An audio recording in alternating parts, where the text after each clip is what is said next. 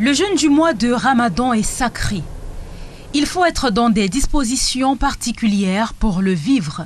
Au-delà de la privation, les imams appellent à une prise de conscience de tout fidèle musulman. Le Ramadan, c'est l'introspection, c'est l'autocritique, c'est l'examen de conscience, puisque seul Dieu peut témoigner de celui qui jeûne en vérité. Une personne peut se cacher et dire qu'il jeûne, alors qu'il a mangé en cachette.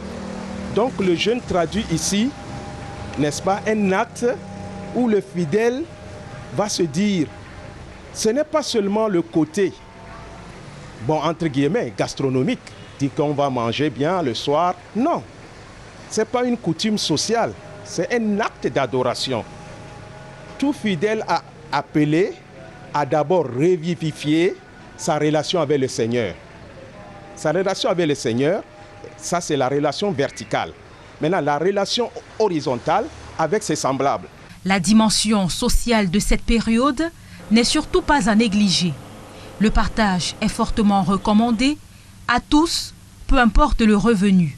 Ça fait rappeler à ceux riches qui mangent tous les jours, dont la table est garnie, qu'il y a le temps aussi, il faut ressentir ce que ce pauvre, ce nécessiteux, cet enfant de la rue, ces pauvres ressentent en eux lorsqu'ils manquent de quoi manger. Mariamou, en tant que femme, sait d'emblée qu'elle aura 2 fois plus de travail en cuisine tout au long de cette période.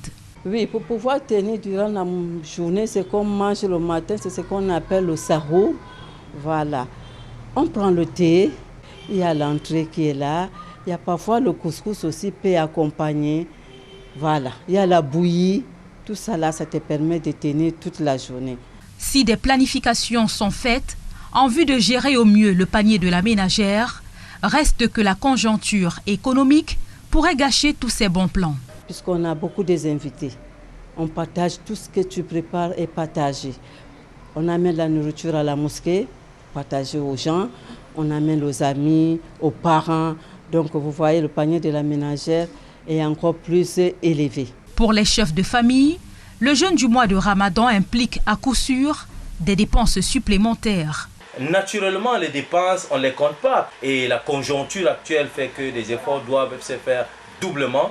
Mais nous restons sereins puisque nous comptons sur le pouvoir de l'Éternel qui, sans son pouvoir, on ne peut rien faire. Car le contexte est vraiment très difficile. Pour cette période du jeûne de Ramadan, les fidèles musulmans doivent conjuguer avec l'inflation généralisée qui secoue le pays en ce moment.